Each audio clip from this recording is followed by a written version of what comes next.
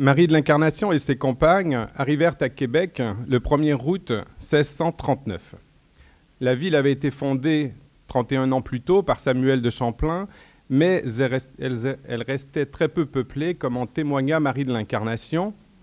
Lorsque nous vîmes en Canada, il n'y avait pas 6 maisons en tout le pays, dont 2 seulement étaient de pierre, les forts même n'étant que de bois. Au niveau de la population autochtone, puisque c'est ce qui nous préoccupe plus précisément ici, nous n'avons pas de chiffres très précis, mais en voici tout de même quelques-uns. Avant l'arrivée de Jacques Cartier, les historiens estiment que la population amérindienne de la péninsule Québec-Labrador se situait entre 18 300 et 35 700 individus. Dans les années qui suivirent, cette population subit un important bouleversement démographique dû notamment aux chocs microbiens et aux guerres. En 1600, on estime à 600 le nombre d'Amérindiens dans la vallée laurentienne et à 15 000 dans le reste du Québec. En 1650, le nombre d'individus est estimé à 800 dans la vallée laurentienne et à 11 900 dans le reste du Québec. En 1675, 3 ans après la mort de Marie de l'Incarnation, les spécialistes estiment à 950 le nombre d'Autochtones dans la vallée laurentienne et à 9 800 dans le reste du Québec. On constate donc ici 2 choses. Premièrement, durant la période qui nous préoccupe, le nombre d'Amérindiens habitant la vallée du Saint-Laurent fut en très légère, mais en constante augmentation. Et, deuxième chose, il fut en décroissance dans le reste du Québec. Cela s'explique par le fait que Québec était relativement protégé et que la population huronne vint s'y réfugier dans le contexte des guerres iroquoises. C'est donc dans un climat tendu et difficile que Marie de l'Incarnation arriva en Nouvelle-France pour se consacrer aux sauvages, c'est-à-dire aux non-civilisés, aux habitants de la forêt. Sauvage vient du bas latin salvaticus, puis du latin classique silvaticus, de silva, forêt. Donc sauvage est ici un antonyme de civilisé, et c'est ainsi qu'il faut entendre le terme dans son sens vieilli, dans le sens où l'entend Marie de l'Incarnation. Dans cette communication, nous allons nous intéresser à la place qu'occupèrent les Amérindiens dans la pensée et la vie de Marie de l'Incarnation. Pour ce faire, nous allons commencer par examiner les raisons profondes qui prédisposaient cette femme à s'occuper des Amérindiens et les causes qui expliquent son immense dévouement à leur égard. Ce sera l'objet de la première partie. Ensuite, nous allons considérer les Amérindiens dans la pensée de Marie de l'Incarnation avant de nous intéresser à la place qu'ils occupent dans sa vie. Marie de l'Incarnation était une femme qui vécut au XVIIe siècle. C'était une religieuse ursuline cloîtrée. Elle était âgée de 40 ans lorsqu'elle partit pour le Canada. En s'exilant, elle quitta non seulement son pays et sa communauté, mais elle ajouta des milliers de kilomètres à la distance physique qui la séparait de son fils. De plus, en se rendant en Nouvelle-France, elle alla dans un pays inconnu, dans un pays où rien n'était construit, dans un pays au climat extrêmement rigoureux. Tout cela pour s'occuper de petites filles sauvages. Qu'est-ce donc qui a bien pu pousser cette femme à se mettre dans une telle situation? Pourquoi a-t-elle fait cela et comment cela peut-il s'expliquer? Eh bien, cela s'explique par l'esprit profondément chrétien de Marie de l'Incarnation, par un esprit missionnaire et apostolique qui l'habitait depuis sa prime enfance. Toute jeune, comme elle en témoigna dans sa relation autobiographique de 1654, elle ne trouvait rien de plus grand que d'annoncer la parole de Dieu. Dans ce même témoignage, elle précise, je la cite, « Dès que j'eus les premières et fortes impressions de quitter le monde, ce fut d'être Ursuline, parce qu'elles étaient instituées pour aider les âmes, chose à laquelle j'avais de puissantes inclinations. » À cet esprit missionnaire et apostolique, il faut ajouter un songe qu'elle eut 2 ans après être entrée chez les Ursulines, le songe de Noël 1633, qui la marqua très profondément. Et ce songe prépare ou accompagne un état mystique qu'elle considère comme son 9e état d'oraison qui correspond, selon ses propres mots, à, je cite, une émanation de l'esprit apostolique qui n'était autre que l'esprit de Jésus-Christ. Pour se donner quelques clés de compréhension, il est nécessaire d'entrer ici dans certains détails et de considérer cet état mystique à partir de ce qu'elle en dit elle-même. Dans la description qu'elle fait de son état mystique, Marie dit tout d'abord qu'elle était, je cite, « toute dans les intérêts de ce divin et suradorable Maître et dans le zèle de sa gloire, à ce qu'il fût connu, aimé et adoré de toutes les nations qu'il avait rachetées de son sang précieux. » Elle se trouvait donc dans un ardent désir que le Christ soit connu de tous. De plus, l'ignorance que certains en avaient la faisait extrêmement souffrir. Pour illustrer cela, voici ce qu'elle écrivit à Don Raymond de Saint-Bernard le 26 avril 1535, là je la cite. « Dans l'union intérieure où ces choses me sont montrées, je vois l'état déplorable de ceux qui ignorent ces grandes vérités, et il me semble qu'ils sont déjà plongés dans l'enfer, et que le sang de mon Jésus a été en vain répandu pour eux. D'ailleurs, regardant les intérêts de Dieu, c'est ce qui me perce le cœur, que son incompréhensible bonté ne soit pas connue, aimée, adorée et glorifiée des créatures mêmes dans lesquelles il est. Cela me fait souffrir plus que je ne le puis dire. » Face à cette situation, elle s'offre en victime. Elle va jusqu'à demander à Dieu de l'envoyer en enfer jusqu'au jour du jugement en échange de la conversion de ces personnes. Mais revenons à la description de son neuvième état d'oraison. Aux informations données précédemment, elle ajoute, et là je la cite à nouveau, « Cet esprit, donc l'esprit du Christ, me portait en esprit dans les Indes, au Japon, dans l'Amérique, dans l'Orient, dans l'Occident, dans les parties du Canada et dans les Hurons, et dans toute la terre habitable où il y avait des âmes raisonnables que je voyais toutes appartenir à Jésus-Christ. » Elle affirme également qu'elle voyait, je cite, « par une certitude intérieure, les démons triompher de ces pauvres âmes. » Que cela la faisait entrer en jalousie et, par conséquent, qu'elle embrassait toutes ces âmes, qu'elle les tenait dans son sein et qu'elle les présentait à Dieu le Père en lui disant qu'il était temps qu'il fasse justice au Fils à qui il avait promis toutes les nations en héritage. Décrivant l'état mystique dans lequel elle se trouvait à ce moment-là, elle dit également ceci, et je la cite, « Je me promenais en esprit dans ces grandes vastitudes et j'y accompagnais les ouvriers de l'Évangile auxquels je me sentais uni étroitement. Et il m'était avis que j'étais une même chose avec eux. » Ici, nous voyons donc poindre fortement son esprit missionnaire. Elle se sentait intimement unie à ceux qu'elle appelait les ouvriers de l'Évangile. Et elle priait Dieu de lui permettre de travailler à faire connaître le Christ. Elle était donc, à partir de ce moment-là, extrêmement préoccupée par le salut des âmes, par ce qu'elle appelle l'amplification du royaume de Jésus-Christ.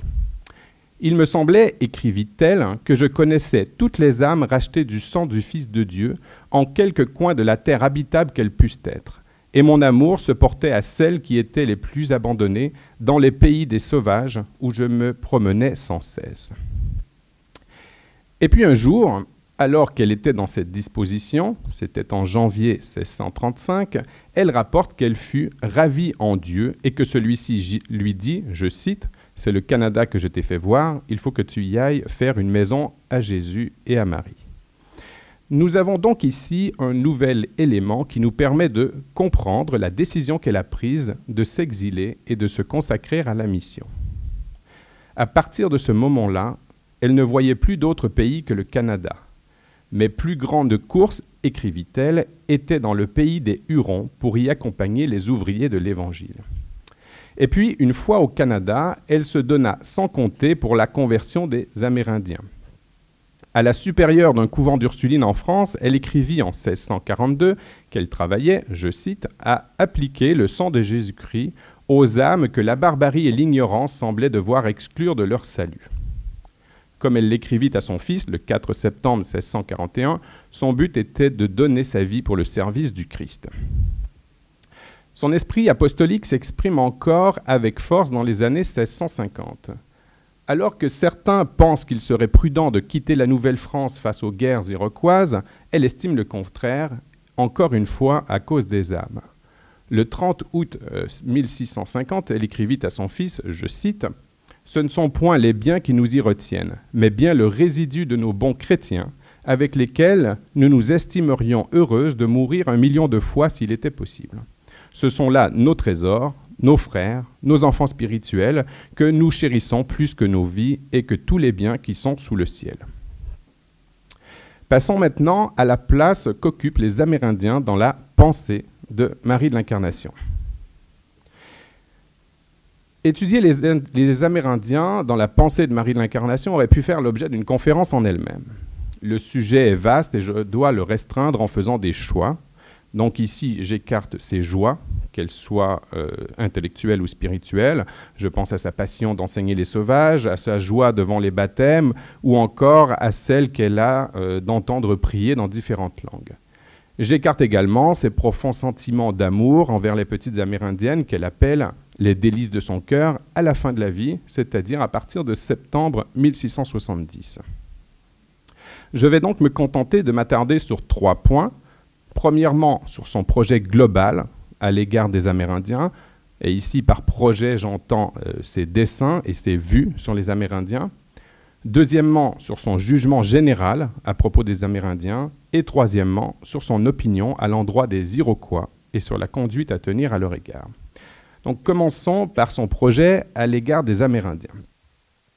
Tout d'abord, le grand projet de Marie de l'Incarnation à l'égard des Amérindiens est de les convertir.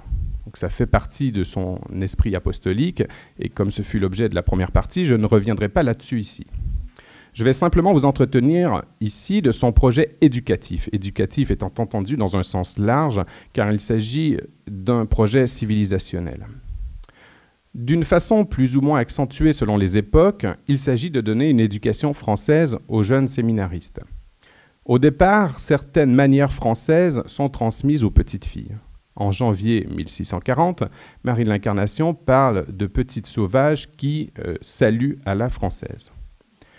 En 1643, elle indique à son fils que les Ursulines font de petites simarres, de petites robes, à leurs séminaristes et qu'elles les coiffent à la française. Elle précise cependant que les filles n'ont pas la politesse française, mais que les Ursulines ne se sont pas attachées à cela, mais plutôt à bien leur enseigner les commandements de Dieu et de l'Église et, d'une façon générale, tout ce qui concerne la religion. La priorité est donc donnée à l'éducation et à l'enseignement religieux, auquel il faut ajouter un enseignement scolaire au moins élémentaire, sur lequel nous allons revenir. Ce que nous pouvons déduire de la correspondance de Marie de l'Incarnation, c'est qu'au départ, l'accent n'est pas mis sur l'enseignement des bonnes manières basées sur le principe d'une éducation à la française. Néanmoins, les choses semblent avoir changé au début des années 1650. Le 24 septembre 1654, par exemple, Marie indique à son fils que les séminaristes sont éduqués à la française et qu'il s'agit d'un projet délibéré qu'elle justifie ainsi, je la cite, « Comme tous les Hurons sont à présent convertis et qu'ils habitent proches des Français, on croit qu'avec le temps, ils pourront s'allier ensemble, ce qui ne se pourra faire que les filles ne soient francisées tant de langage que de mœurs. » Et donc des mariages ont effectivement lieu, et dans ces cas-là, les Jésuites et les Ursulines se chargèrent de doter les filles. Et puis il faut ajouter qu'à partir de 1668, des mesures sont prises sur décision royale, comme ça a été dit tout à l'heure, pour franciser les Amérindiens. Il est décidé de vêtir les enfants à la française, de leur apprendre à lire et à écrire comme en France. Et les Ursulines sont donc intégrées à ce projet en ce qui concerne les filles. Cependant, Marie de l'Incarnation n'y croit plus à cette époque, comme cela a été dit tout à l'heure. Elle écrit qu'il s'agit d'une chose très difficile, pour ne pas dire impossible, de les franciser ou civiliser. Elle ajoute, je la cite à nouveau, « Nous en avons l'expérience plus que tout autre, et nous avons remarqué de 100 de celles qui sont passées par nos mains, à peine en avons-nous civilisé une. » Mais après ces années d'expérience passées dans le pays, ce n'est pas ce qu'elle attend des sauvages. Ce qu'elle espère, c'est d'en faire des chrétiennes, tout simplement. Il n'y a pas chez elle le moindre projet assimilationniste. Voyons maintenant, c'est mon deuxième volet, quel est son jugement général sur les Amérindiens. Je vais m'attarder ici sur son appréciation des dispositions naturelles, psychologiques et spirituelles des Amérindiens, en mentionnant immédiatement que cette appréciation va évoluer avec le temps. Au début, Marie de l'Incarnation estime que les Amérindiens sont doux, souples, dociles et flexibles, qu'ils ont de la candeur et de la simplicité, que les femmes sont pudiques et honnêtes, qu'ils perdent ce qu'ils ont de sauvage une fois baptisés, et elle remarque aussi que certains deviennent dévots et même qu'ils sont naturellement plus dévots que les Français. Elle voit même au Canada la ferveur de la primitive Église. Et je préciserai ici que c'est une expression que l'on retrouve dans quelques-unes de ses lettres, mais seulement en 1640. Et cette année-là, le Canada est même décrit par elle comme un paradis terrestre. Elle vient d'arriver.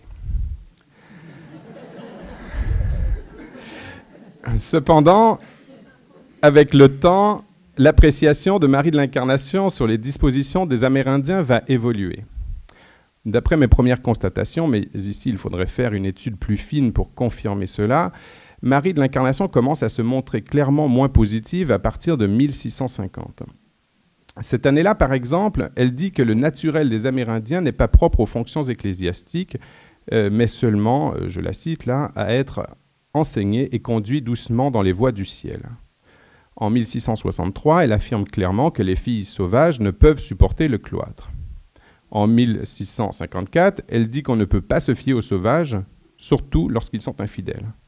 Quelques années plus tard, en 1669, elle dit que les sauvages sont difficiles à convertir car ils sont superstitieux. Bref, on a un jugement un peu idéaliste au départ, mais qui acquiert en réalisme avec l'expérience. Il est un point qu'il nous faut maintenant aborder, c'est celui qui concerne l'opinion de Marie de l'Incarnation sur les Iroquois et sur la conduite à tenir à leur égard. Vous savez que les Iroquois ont causé bien des soucis aux colonisateurs français. Entre 1641 et 1666, il y a eu 25 ans de guerre entre les Iroquois et les Français, ainsi que leurs alliés. Cette guerre va entraîner d'immenses pertes humaines. Cette guerre découragea également des colons de venir s'installer en Nouvelle-France. Elle paralysa la colonisation en arrêtant le défrichement de la culture. Et surtout, dans l'esprit de Marie de l'Incarnation et de tous les esprits religieux de son temps, elle entrava la conversion des Amérindiens. En 1643, elle écrivit à son fils que les Iroquois étaient le plus grand empêchement de la gloire de Dieu au Canada. Alors, face à tout cela, que pensa Marie de l'Incarnation? Que préconisa-t-elle? Tout d'abord, elle considérait les Iroquois comme des barbares. Cela revient à plusieurs reprises dans sa correspondance et elle applique quasi exclusivement cet adjectif aux Iroquois. Je cite, « Ces barbares, écrivit-elle, étant pires et plus démons en cruauté que les démons mêmes. » Alors, que faire face à ces barbares? Avec le temps, des Français commencent à évoquer la possibilité d'exterminer purement et simplement les Iroquois et Marie de l'Incarnation acquiesce entièrement à ce projet. À son fils, qui s'indigne et proteste au nom de l'esprit de l'Évangile, elle répond que tout a déjà été tenté pour la paix et que même Monseigneur de Laval, argument d'autorité, en est finalement arrivé à cette conclusion. Dans l'esprit de Marie de l'Incarnation, il faut donc les exterminer si l'on ne veut pas, je cite, que tous les chrétiens et le christianisme du Canada périssent. En 1665, lorsque le régiment de Carignan partit combattre les Iroquois pour les écraser, Marie de l'Incarnation parla de guerre sainte. Je cite, « Ce qui les anime tous, écrit-elle parlant des soldats, est qu'ils vont à une guerre sainte et qu'ils vont combattre pour la foi. » Enfin, lorsque les Iroquois sont écrasés, elle écrit, je cite, « Notre Seigneur a exaucé par sa bonté les prières que nous faisions ici pour le succès de cette guerre. » Néanmoins, dans son esprit, il ne s'agit pas d'exterminer pour exterminer. Elle n'est pas traversée par l'idée d'un génocide, bien évidemment, et ce n'est pas en haine des Iroquois qu'elle veut la guerre. En effet, elle se dit prête à souffrir pour la conversion des Iroquois et elle prie pour eux tous les jours, comme elle le dit très explicitement dans sa correspondance. Depuis l'Antiquité chrétienne jusqu'aux horreurs du XXe siècle, parce que là, il va y avoir une rupture dans la théologie, les théologiens chrétiens ne se sont pas opposés en principe à la guerre. Les théologiens font la distinction entre une guerre bonne et une guerre mauvaise, la bonne étant la guerre juste, théorisée par saint Augustin, puis par saint Thomas, et plus tard par des personnages comme Suarez. Donc, selon les catégories des scolastiques, la guerre contre les Iroquois était clairement une guerre juste, et il n'y a rien d'étonnant à ce que Marie de l'Incarnation la soutienne. Passons maintenant à notre troisième et dernière partie qui porte sur l'œuvre de Marie de l'Incarnation à l'égard des Amérindiens. Nous allons ici considérer les choses sous trois aspects. L'aspect spirituel, l'aspect intellectuel et l'aspect matériel. Donc commençons par l'aspect spirituel. Il faut d'abord considérer l'enseignement religieux donné par Marie de l'Incarnation et par les Ursulines à leurs petites séminaristes. Donc, cela passe d'abord par l'enseignement de la prière, ensuite de l'amour de Dieu, mais aussi de la crainte de Dieu et du péché. Ainsi, par exemple, en 1640, parlant de ces séminaristes, Marie écrit, je la cite, que la moindre ombre de péché leur faisait peur. Il y a aussi l'enseignement du catéchisme, la préparation au sacrement, l'enseignement des dévotions chrétiennes, l'examen de conscience. Là, pour Marie de l'Incarnation, il s'agit d'un point absolument fondamental. C'est là, écrit-elle à une religieuse en 1641, un point que nous leur inculquons fort à nos séminaristes et que nous reconnaissons leur être fort utile. Par ailleurs, au niveau religieux, les Ursulines et Marie de l'Incarnation enseignent également aux Amérindiens à méditer. Donc elles veulent leur donner une vraie vie spirituelle. Il y a aussi, au niveau de l'enseignement religieux, celui de la morale chrétienne. Donc ici, on pense tout particulièrement à la modestie chrétienne et à ses principes qui furent strictement inculqués aux Amérindiennes, comme en témoigne la correspondance. Cet enseignement spirituel est d'abord dirigé vers les séminaristes, mais pas seulement. Marie de l'Incarnation et les Ursulines enseignent aux hommes et aux femmes amérindiennes, au parloir, à la chapelle et dans leur salle de classe. Enfin, au niveau spirituel, il faut souligner la prière. Marie de l'Incarnation prie pour les Amérindiens, cela transparaît bien évidemment clairement dans son œuvre. Mais aussi, elle demande des prières pour eux. C'est extrêmement présent dans sa correspondance. Elle termine souvent ses lettres en demandant à ses correspondants de prier pour les Amérindiens. Il y a une dernière chose qu'il faut souligner au niveau spirituel, c'est qu'elle se sacrifie pour les Amérindiens. Elle offre ses souffrances pour eux, y compris son agonie. Mère Marguerite de Saint-Athanase écrivit qu'elle a offert les souffrances qui ont précédé sa mort, là je cite, pour l'amplification de la foi par la conversion des barbares de ces contrées. Passons maintenant au niveau intellectuel. Ici, Marie de l'Incarnation agit essentiellement à travers l'enseignement. Avec ses compagnes, elle enseigna aux Amérindiennes à lire, à écrire, à chanter. Et il faut souligner ici que cela se faisait dans un réel souci pédagogique, ça a été dit aussi tout à l'heure. Les Ursulines, par exemple, se servaient d'images qu'elles fabriquaient elles-mêmes. Au niveau intellectuel, il faut également mentionner la transmission par Marie de l'Incarnation de son savoir linguistique aux Ursulines. En effet, son zèle apostolique et son intelligence pratique des choses l'ont poussé, notamment à la fin de sa vie, à enseigner ses jeunes sœurs. En 1662, elle écrivit à son fils, je la cite, « J'avais l'hiver dernier 3 ou 4 jeunes sœurs continuellement auprès de moi pour assouvir le désir qu'elles avaient d'apprendre ce que je sais des langues du pays. » Elle indique également à son fils qu'à la fin de 1661 et au début de l'année 1662, elle a écrit un catéchisme huron, 3 catéchismes algonquins, les principales prières chrétiennes en cette langue, ainsi qu'un dictionnaire algonquin. Tout cela participe de son œuvre intellectuelle. En 1668, elle indique toujours à son fils que ses matinées d'hiver sont occupées à enseigner ses jeunes sœurs. Cette année-là, elle signale également qu'elle a écrit un gros livre algonquin de l'histoire sacrée et des choses saintes, un dictionnaire et un catéchisme iroquois. Elle indique également qu'elle a écrit l'année précédente un gros dictionnaire algonquin à l'alphabet français et un autre à l'alphabet sauvage. Tout cela, comme elle l'indique, je la cite, pour laisser à ses sœurs de quoi travailler au service de Dieu pour le salut des âmes. Enfin, à sa contribution intellectuelle, il faut ajouter les écrits qu'elle a laissés à la postérité, sa correspondance, mais aussi ses autres écrits spirituels, parmi lesquels on pense essentiellement à ses relations autobiographiques de 1633 et 1654, ainsi qu'à ses diverses autres notes spirituelles. Terminons maintenant cette partie en nous attardant sur l'œuvre matérielle, si l'on peut s'exprimer ainsi, donc sur l'œuvre matérielle de Marie de l'Incarnation à l'égard des Amérindiens. Tout d'abord, voyons les actions physiques. Donc, Marie de l'Incarnation et les Ursulines logent, habillent, nourrissent, soignent et lavent les Amérindiennes. Donc là, il y a des citations intéressantes, mais le temps ne me permet pas de vous les dire. Tout cela sans contrepartie pécuniaire, bien entendu, mais les Ursulines allèrent beaucoup plus loin dans leur générosité, car elles se chargèrent, avec les Jésuites, de doter les jeunes Amérindiennes qui marièrent des Français. À ces gestes charitables, il faut ajouter l'enseignement des tâches ménagères et du tissage qui vont occuper une place qui va devenir de plus en plus importante dans l'éducation. Par ailleurs, l'action charitable de Marie de l'Incarnation ne se limitait pas à ses petites pensionnaires. Elle était, pour ainsi dire, universelle. Marie et ses compagnes se privèrent volontiers pour les Amérindiens, comme cela transparaît dans une lettre qu'elle écrivit en 1640, je cite la lettre.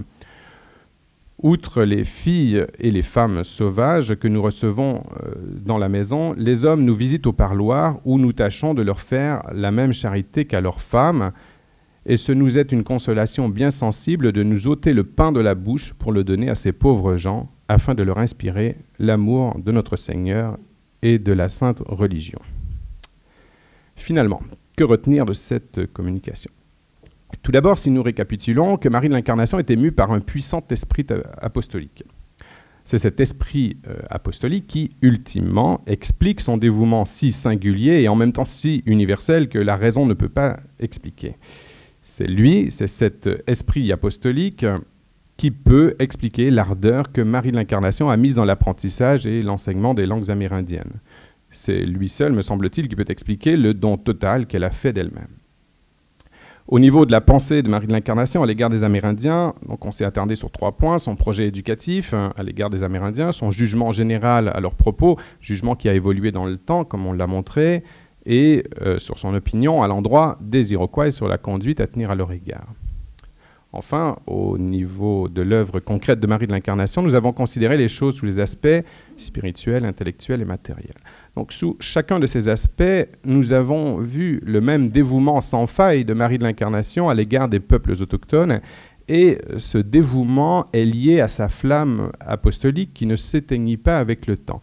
Cette flamme, je dirais, la consuma jusqu'à son dernier soupir, comme le rapporta la mère Marguerite de Saint-Athanase dans la lettre qu'elle écrivit à don Claude Martin après la mort de sa maman. Je cite la lettre. « La vertu que j'ai le plus admirée a été son incomparable fidélité à la grâce, surtout à celle de sa vocation au Canada. Elle envisageait particulièrement le salut des pauvres sauvages, et c'est à quoi elle a travaillé de toute son affection et avec un zèle constant jusqu'au dernier soupir de sa vie. En un mot, elle était infatigable pour procurer leur bonheur éternel et celui de tous les sauvages de ces contrées. Elle les avait toujours dans la pensée et dans le cœur, et elle nous a fort recommandé en mourant de faire tout ce que nous pourrions pour eux. Je vous remercie pour votre attention.